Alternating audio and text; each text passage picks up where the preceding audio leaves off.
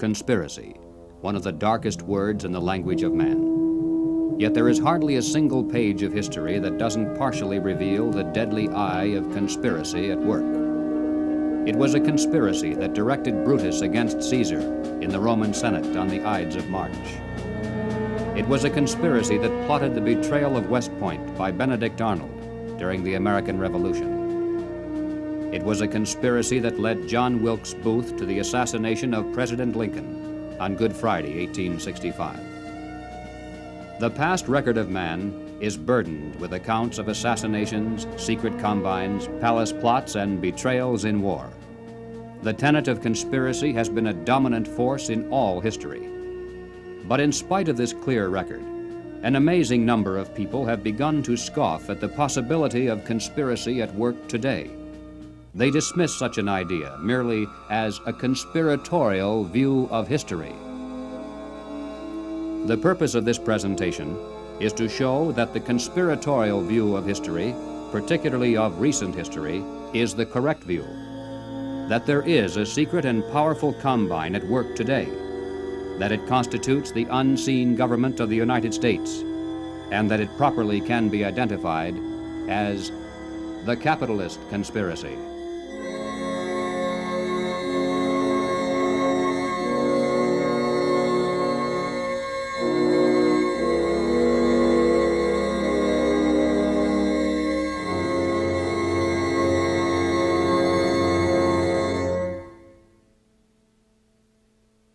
In 1963, the nation was held spellbound by the testimony of gangster Joe Valachi as he exposed the inside workings of the international crime syndicate known as the Cosa Nostra, or the Mafia.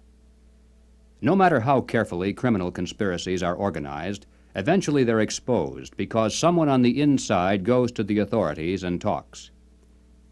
The same is true with political conspiracies. For instance, over the years, there has been a steady stream of defectors from the communist apparatus, and through their testimony, we now have a clear idea of how that conspiracy is organized and operated. But one large piece of the puzzle always has been missing. It's a matter of record that some of the greatest help to world communism often has come from prominent and respectable leaders within the United States. Obviously, these men are not communists. As a matter of fact, most of them are extremely wealthy and are thought of as capitalists who supposedly would have the most to lose under socialism and communism. And yet the record is disturbingly consistent, and Americans repeatedly have asked why. Why have some of the richest people in the United States, both in and outside of government, aligned themselves with leftist policies that would appear to be the path to their own destruction? And if there is a conspiracy at work among these men, why hasn't someone on the inside exposed it? The answer is, someone has. Dr. Carroll Quigley is a professor of history at Georgetown University. He is the author of the widely used textbook, Evolution of Civilization. He is a member of the editorial board of the monthly periodical, Current History. He has been a frequent lecturer and consultant for such groups as the Industrial College of the Armed Forces, the Brookings Institution, the U.S. Naval Weapons Laboratory, the Naval College, the Smithsonian Institute, and the State Department. Dr. Quigley also has been closely associated with many of the family dynasties of the super-rich. He is, by his own boast, an insider with a front-row view of the world's money power structure. When Dr. Quigley wrote this 1,300-page book of dry history entitled Tragedy and Hope, it was obvious that it would never be read by the masses. It was intended for the intellectual elite. And to such a select readership, Dr. Quigley cautiously exposed one of the best-kept secrets of all time. But he also made it quite clear that he was an extremely friendly apologist for this group, and that he fully supports their goals and purposes. On page 950, Dr. Quigley says, "I know of the operations of this network because I have studied it for 20 years and was permitted for 2 years in the early 1960s to examine its papers and secret records. I have no aversion to it or to most of its aims, and have for much of my life been close to it and to many of its instruments. In general, my chief difference of opinion is that it wishes to remain unknown."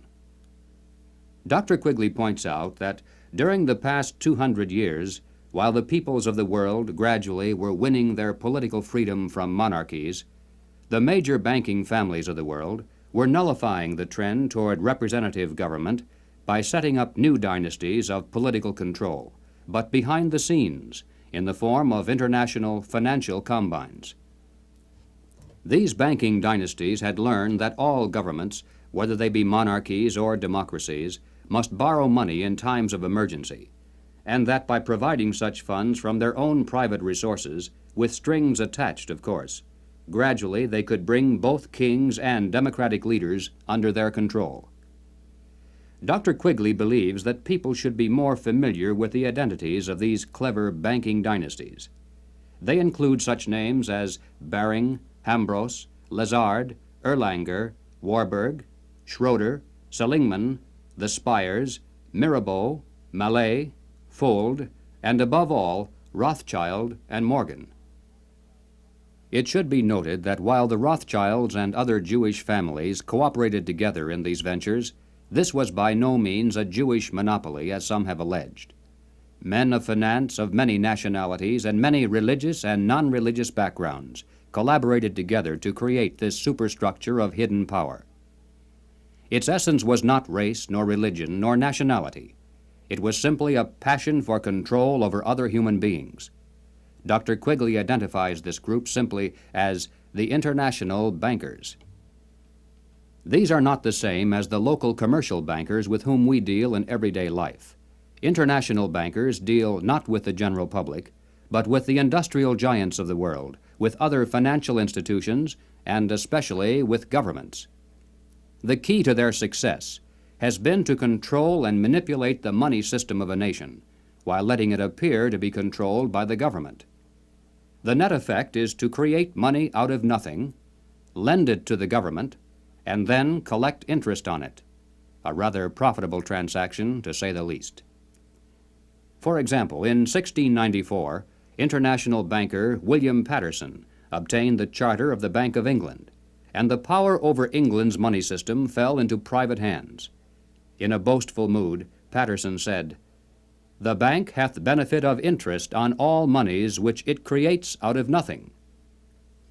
230 years later, Reginald Mackina, British Chancellor of the Exchequer, said, "The banks can and do create money, and they who control the credit of the nation direct the policy of governments and hold in the hollow of their hands the destiny of the people." Turning to the United States, Dr. Quigley tells us, "The structure of financial controls created by the tycoons of big banking and big business in the period 1880 to 1933 was of extraordinary complexity, one business fief being built on another, both being allied with semi-independent associates, the whole rearing upward into two pinnacles of economic and financial power.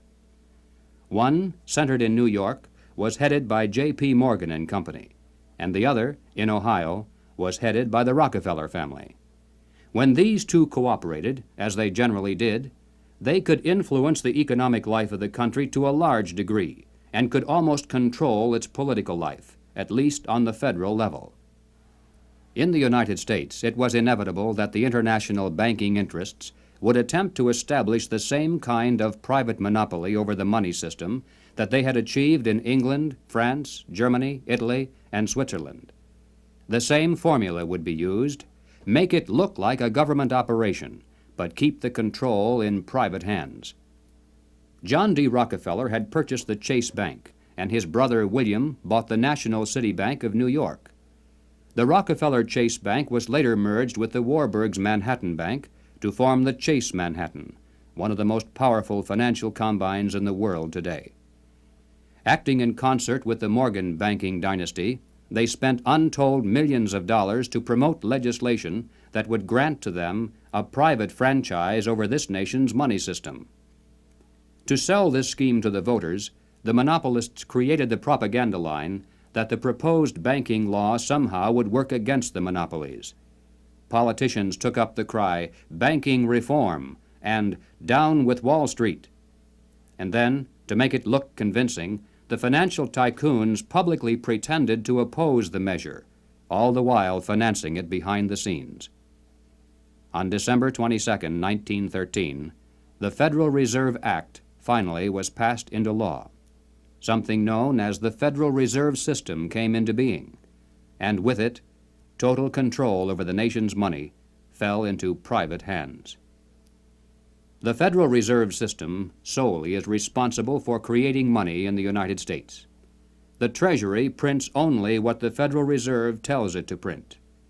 The far greater amount of checkbook money is also determined by this group.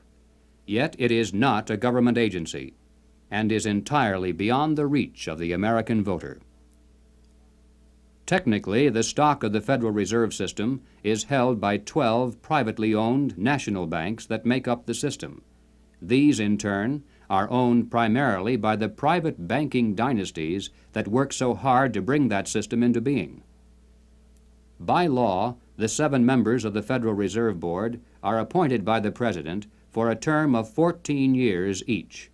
In spite of the incredible length of these appointments, nevertheless, they're supposed to create the illusion that the people, acting through their elected leaders, have some voice in the nation's monetary policies.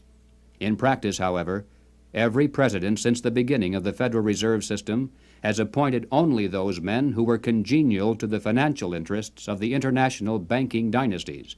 There have been no exceptions. It is now known that the original Federal Reserve Board was handpicked by Colonel Edward Mandell House, who early in his career had represented British and American banking interests. The intimate papers of Colonel House, edited by Charles Seymour, reveal House as the unseen guardian angel of the Federal Reserve System. In the words of Mr. Seymour, "The Schiffs, the Warburgs, the Kahns, the Rockefellers, and the Morgans had faith in House." In 1912, Colonel House authored this book entitled Philip Drew, Administrator. The hero, a thinly disguised version of himself in real life, was a behind-the-scenes manipulator of prominent political figures. In the disguised form of a novel, the book lays bare the general strategy that has been followed ever since, even to the very present. It tells of how a small group of insiders cause a depression and then bring about the election of a man named Rockland.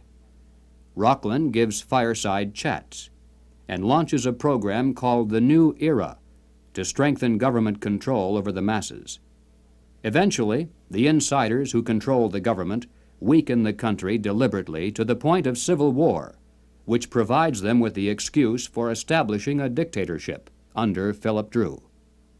Colonel House was the man who selected Woodrow Wilson as a presidential candidate and later became his principal advisor.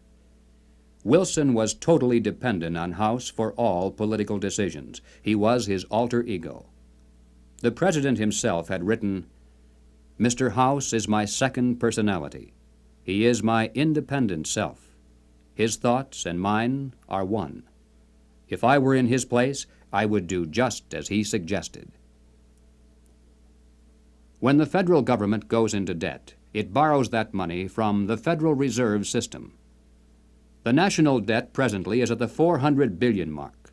Just to pay the interest on this debt, taxpayers are forced to contribute over $20 billion every year. And remember, that is interest on money created out of nothing. At National Convention time, $20 billion can determine far more politics than all the shouting and placard waving and brass bands combined. And one can only imagine the economic and political pressures that are brought to bear on a candidate seeking public office. Pressures and commitments to make sure that, if elected, the new president will make the correct appointments, not only to the Federal Reserve Board, but also to ambassadorial posts, government agencies, the cabinet, and even the Supreme Court. This is why, through the years, administrations change, party labels change, but major policies do not. In 1870, a wealthy British socialist by the name of John Ruskin was appointed as Professor of Fine Arts at Oxford University in London. He taught his students that the state must take control of the means of production and organize them for the good of the community as a whole. But he advocated placing control of the state into the hands of a single dictator. He said, "My continual aim has been to show the eternal superiority of some men to others, sometimes even of one man to all others." Dr. Quigley tells us, Ruskin spoke to the Oxford undergraduates as members of the privileged ruling class. He told them that they were the possessors of a magnificent tradition of education, beauty, rule of law, freedom, decency, and self-discipline, but that this tradition could not be saved unless it could be extended to the lower classes in England itself and to the non-English masses throughout the world. Ruskin's message had a sensational impact. His inaugural lecture was copied out in longhand by one undergraduate, Cecil Rhodes, who kept it with him for 30 years. Cecil Rhodes made one of the world's greatest fortunes. With help from international bankers, he was able to establish a virtual monopoly over all the diamonds that came from South Africa, and most of the gold as well. Throughout his entire life, Cecil Rhodes spent most of his vast income to promote the ruling class ideas of John Ruskin. Many people are familiar with the world-famous Rhodes Scholarships, which were established to promote the less controversial aspects of John Ruskin's dream. But very few are familiar with the fact that in 1891, Cecil Rhodes established a secret society to promote the rest of that dream. Dr. Quigley explains, in this secret society, Rhodes was to be leader.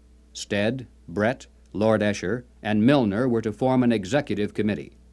Arthur Lord Balfour, Sir Harry Johnston, Lord Rothschild, Albert Lord Grey, and others were listed as potential members of a circle of initiates, while there was to be an outer circle known as the Association of Helpers, later organized by Milner as the Round Table Organization. Here, then, was the classic pattern of political conspiracies throughout all history. At the center, usually depicted as the all-seeing eye, there is a tiny group in complete control, with one man as the undisputed leader. Next comes a circle of secondary leadership that for the most part is completely unaware of an inner core. They're led to believe that they are the innermost ring. In time, as these conspiracies are built from the center out, they form additional rings of organization. Those in the outer echelons usually are poor idealistic souls with an honest desire to improve the world. They never suspect an inner control for sinister purposes, and only those few who demonstrate a ruthless capacity for higher leadership are ever allowed to see it. After the death of Cecil Rhodes, the inner core of his secret society fell to the hands of Lord Alfred Milner, Governor-General and High Commissioner of South Africa. As director of a number of public banks and corporate precursor of England's Midland Bank, he became one of the greatest political and financial powers in the world. Milner recruited into his secret society a group of young men, chiefly from Oxford and Toynbee Hall. And according to Quigley, through his influence, these men were able to win influential posts in government and international finance, and became the dominant influence in British imperial and foreign affairs up to 1939. Under Milner in South Africa, they were known as Milner's Kindergarten until 1910. In 1909 to 1913, they organized semi-secret groups known as Round Table groups in the chief British dependencies and in the United States. The Round Table group in the United States promptly created an external organization known as the CFR, the Council on Foreign Relations. It is through this organizational ring and then outward, through tax-exempt foundations, universities, and government agencies, that the international capitalist conspiracy has dominated the domestic and foreign policies of the United States for over 50 years.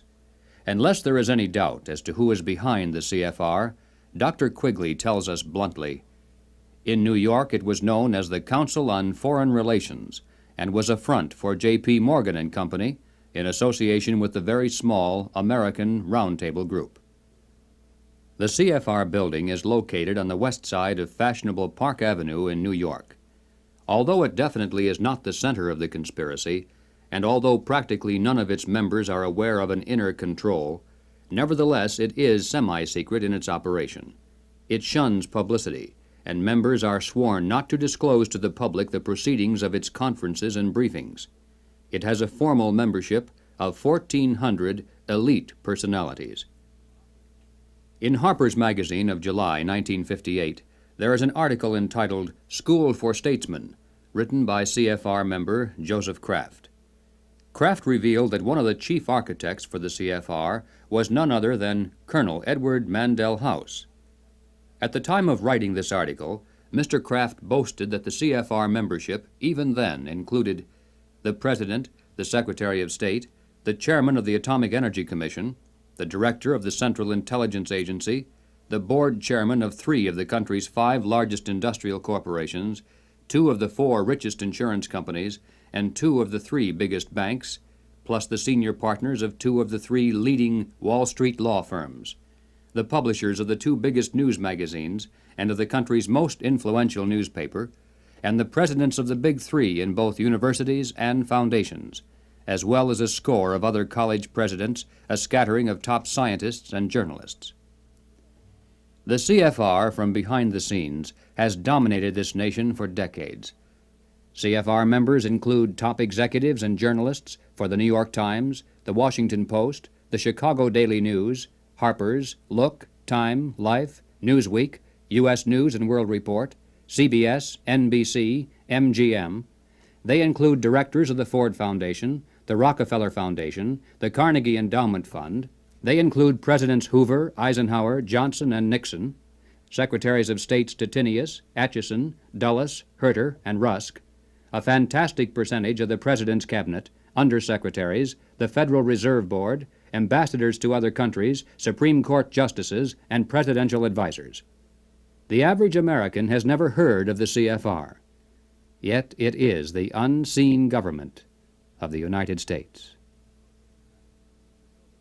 It's a sobering fact that the hidden power structure of international finance has exerted tremendous influence over public opinion in this country through its virtual control of higher education and major segments of mass communications. The human mind is like a computer. No matter how efficient it may be, its reliability is only as great as the information fed into it. If it is possible to control the input of the human mind, then no matter how intelligent a person may be, it's entirely possible to program what he will think. And yes, it's even possible to program people to laugh at the mere mention of the word conspiracy. Such programming, of course, can work in both directions. While one group has been conditioned not to see any conspiracy at work, another group has been led to believe that communists have been behind practically everything, a position easily made to look ridiculous. These well-intentioned anti-communists have been correct in their charge of conspiracy, but incorrect in knowing who to blame. As far back as 1907, Trotsky was financed by British bankers. By 1917, the major financing for the communist revolution in Russia was coming through Lord Alfred Milner, the leader of that inner core within the Round Table groups and the CFR. In America, Jacob Schiff of Kuhn, Loeb and Company gave $20 million to Trotsky. From Germany, millions more came from Max Warburg. The communist movement, not only in the United States, but around the world, always has been financed by the international banking establishment. Dr. Quigley explains why the establishment has never greatly worried about the communist movement in America.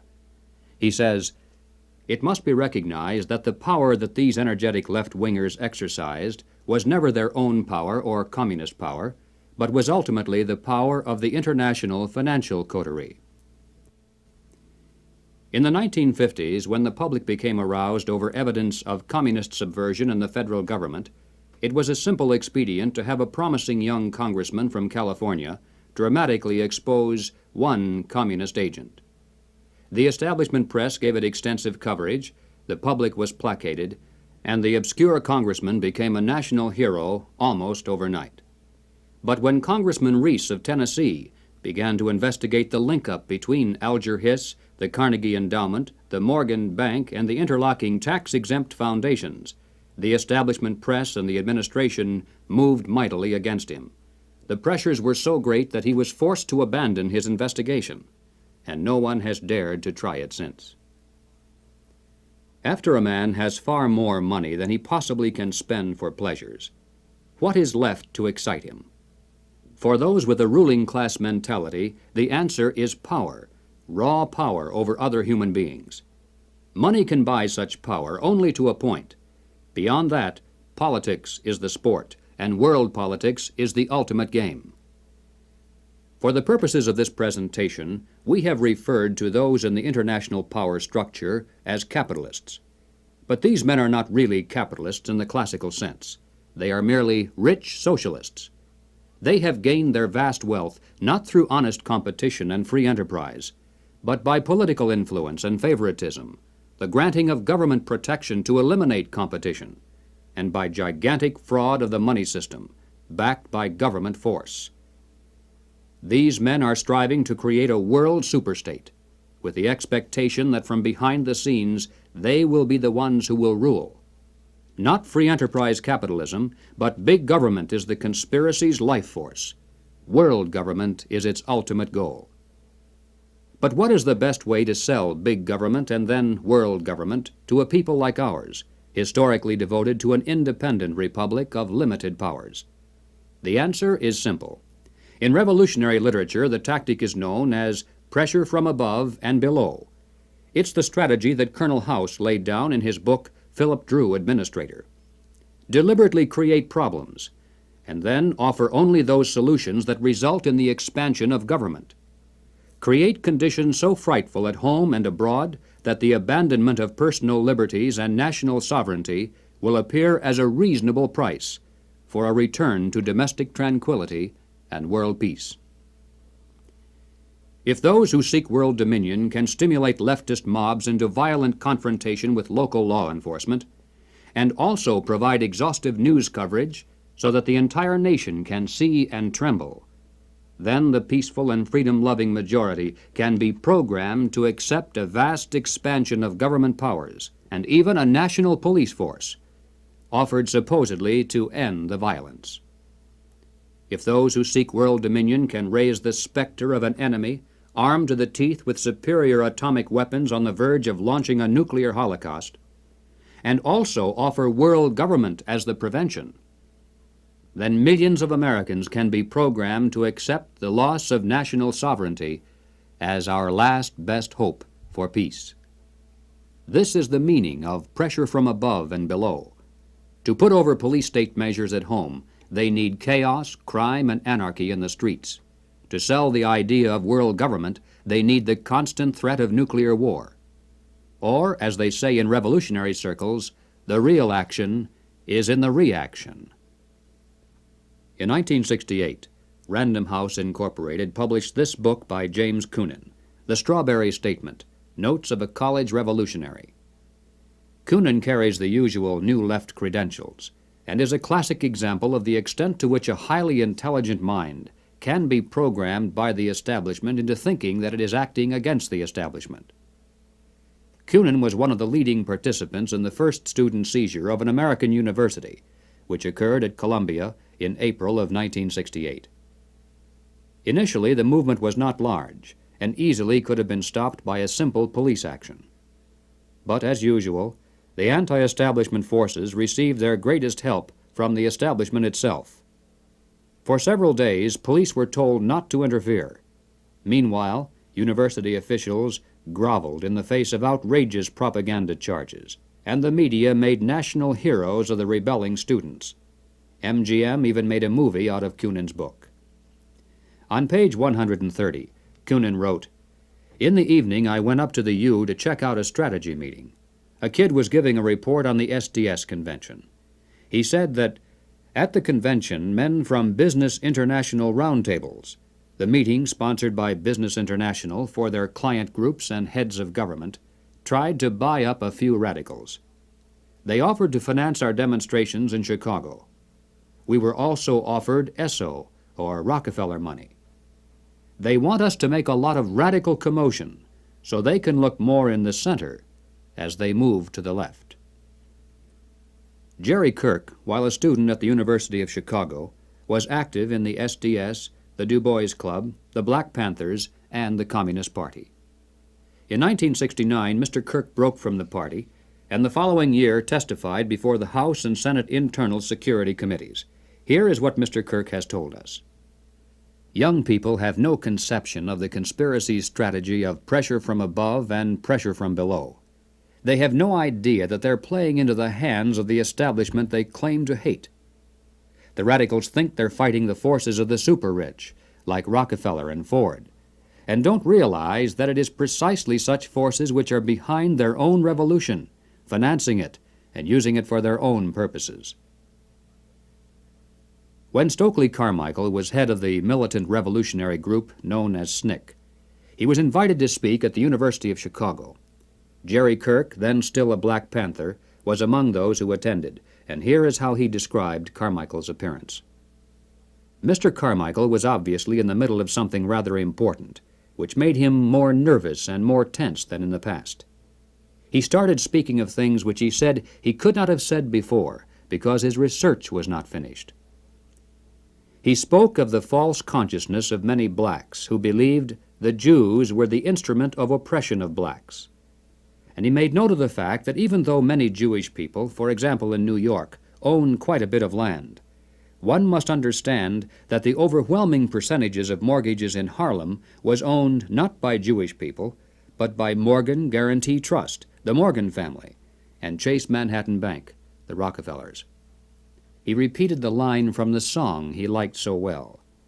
"Something is happening here, but you don't know quite what it is, do you, Mr. Jones?" What he was getting at was that the Jews were simply one strata of society who are themselves being oppressed by people who were much richer and much more powerful. In the agencies of this power, he cited banks, the chief among which were Morgan Guaranty Trust and Chase Manhattan, and the foundations connected with these monoliths. It was not long after this that Stokely Carmichael mysteriously was ousted from both SNCC and the Black Panthers. Apparently, he had learned too much. More and more young radicals are beginning to wake up to the fact that their entire lives have been carefully programmed by the very people who are their hate symbols. They're beginning to realize that their so-called anti-establishment outlook actually is the calculated product of the establishment press, the establishment communications media, the establishment entertainment industry, the establishment schools. Rich men's corporations publish and popularize revolutionary books and songs. Through advertising, rich men's businesses subsidize revolutionary magazines. Rich men's tax-exempt foundations pour millions of dollars into left-wing organizations. The federal establishment in Washington, through agencies like the OEO, provide weekly paychecks to thousands of hardcore revolutionaries. And so we return again to the basic question, why? Why does the establishment publicly condemn but privately support the anti-establishment movement? Former communist Jerry Kirk answers, "The idea is to create a situation where the people are so frightened of the violence all around them that they will throw their hands up in the air and demand, 'Federal government, do something.' And the only choice open will be martial law. The communists, black militants, and revolutionaries will never succeed in overthrowing the government of the United States. But unless they are stopped, they will scare the American people into accepting socialism from Washington and statist rule by the insiders of the establishment. This is what it is really all about." In Bavaria, the year 1786, acting on a tip from an informer, police raided the home of a prominent attorney named von Zwack. They seized documents and letters revealing that he was a high-ranking member of an extensive conspiracy called the Order of the Illuminati. Over the centuries, forms of the word Illuminati, meaning the enlightened ones, have been used by many secret sects and occult organizations. Most prominent among these were the Alumbrados of Spain, the Gueronnais of France, and the Roshania of Afghanistan. But these were concerned primarily with psychological and spiritual objectives, a proclaimed inner wisdom and mind mastery of the secrets of the universe. The conspiracy exposed in Bavaria was of an entirely different order. The Illuminati was founded on May 1, 1776, by Adam Weishaupt, a professor at Ingolstadt University.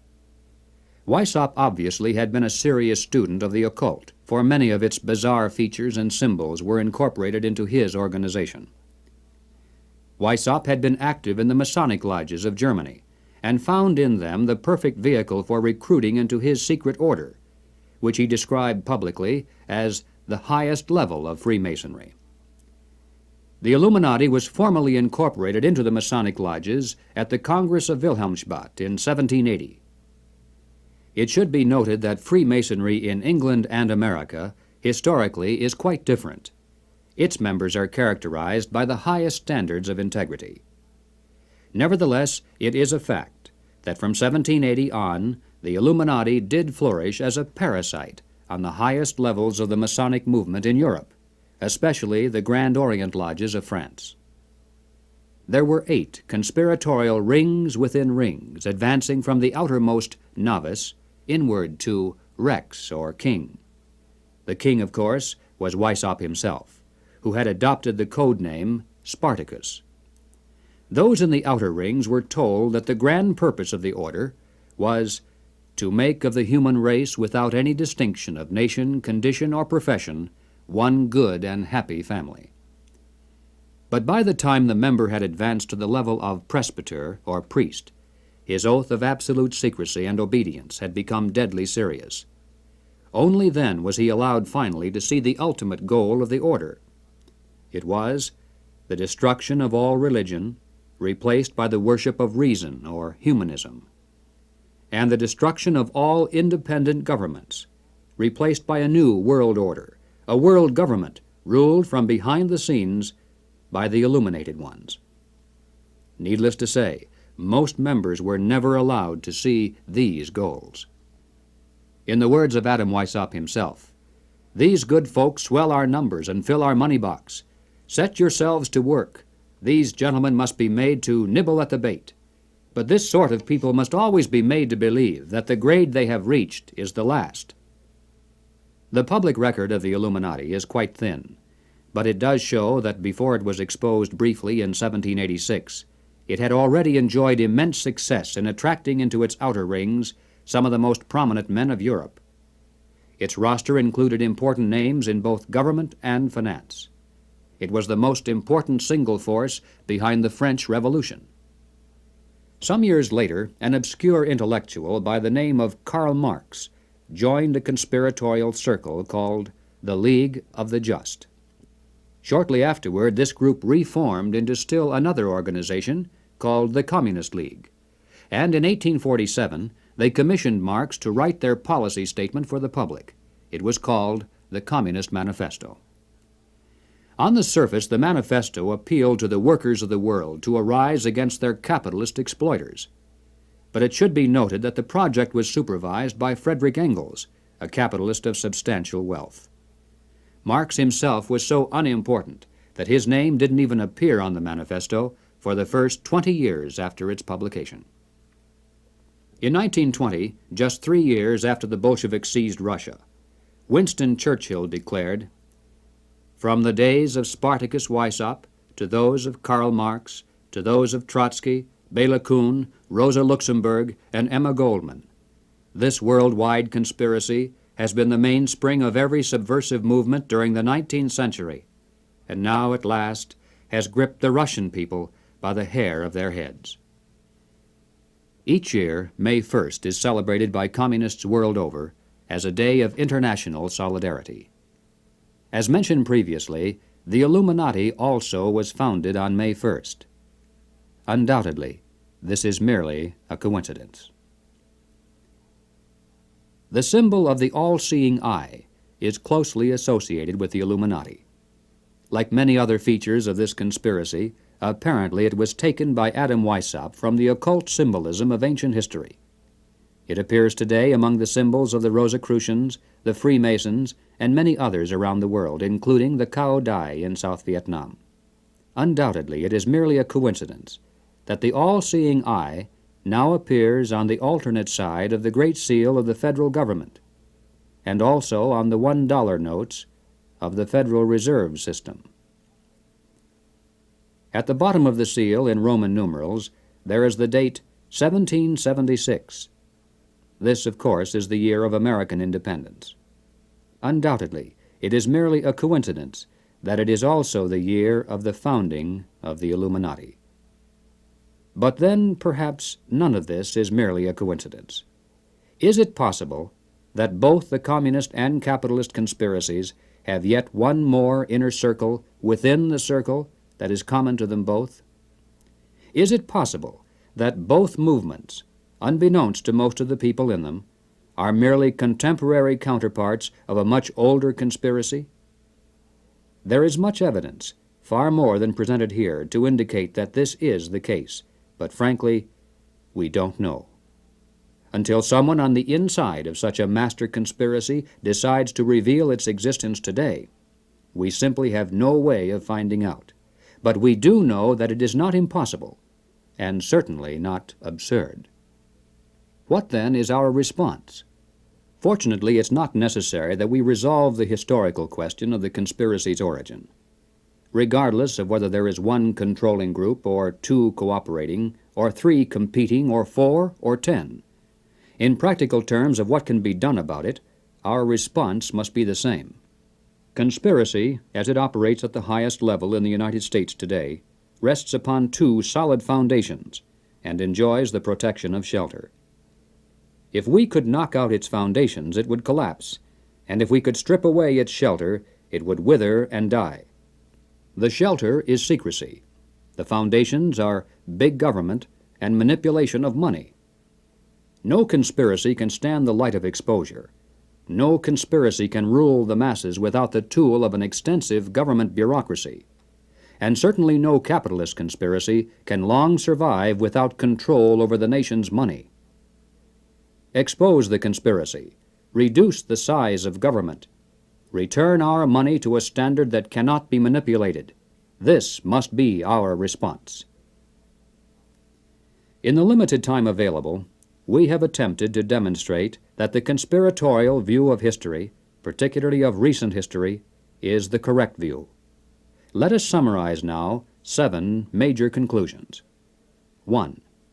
There is and has been for some time a conspiracy among some of the richest people in the world, a conspiracy that virtually owns the money systems of the major non-communist nations. This monopoly is protected by the power of the respective governments, and is used to perpetuate the conspiracy's vast wealth by the creation of money out of nothing. 2. In the United States, this monetary fraud is perpetuated through the Federal Reserve System. Although the executive branch theoretically has some control over this system through occasional appointments, in reality, it is the system and those behind it who control the executive branch. 3. The capitalist conspiracy in this country surfaces to public view in the form of the semi-secret Council on Foreign Relations. Its members exercise their control over the nation through government, tax-exempt foundations, centers of education, and the mass communications media. 4. On the surface, the capitalist conspiracy appears to oppose communism. It spends billions of dollars in spectacular military displays of anti-communism all around the world, but never to the extent of seriously harming the enemy, and certainly not to the extent of defeating him. Meanwhile, behind the scenes, the conspiracy always has nourished and aided communism both at home and abroad. It does this not because it is pro-communist, but because it needs the appearance of a formidable foe and the chaos byproduct of a managed conflict to advance its own goal of totalitarian world government. 5. There is much evidence indicating that the capitalist and communist conspiracies both are directed by a single master conspiracy which may have continuity with the order of the Illuminati, which was founded 200 years ago. But this historical question is not nearly as important as the immediate question of what can be done about it today. 6. As for our response, we must begin to dismantle the conspiracy's machine of big government. We must restore American independence. We must return our schools to local control. We must protect our police forces from federal aid, which is the certain path to a national police force controlled from Washington. We must denounce revenue sharing as a transparent device leading to control over local government.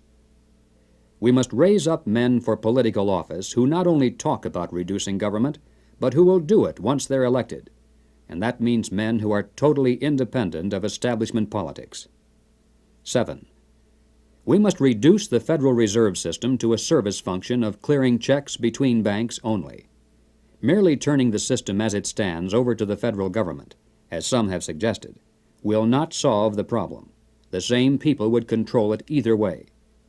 The root of the evil is that money is created out of nothing, and the insiders could do that today just as easily directly through government as they do through the Federal Reserve System. The ultimate solution is to prevent anyone, in or out of government, from manipulating the money supply. And the only way to do that is to return our money to the gold and silver standards. 8. We must expose the conspiracy to public view. If somehow every American could be made aware of the facts contained in this presentation, if it were possible to circumvent the establishment's channels of mass communication and carry this message person to our friends and neighbors and fellow club members, the conspiracy would collapse like a house of cards. Yes, the hour is late, but it is not too late if we are realistic in our efforts. As Americans, we can still speak out without fear of imprisonment. We can still join together into patriotic groups to multiply our effectiveness.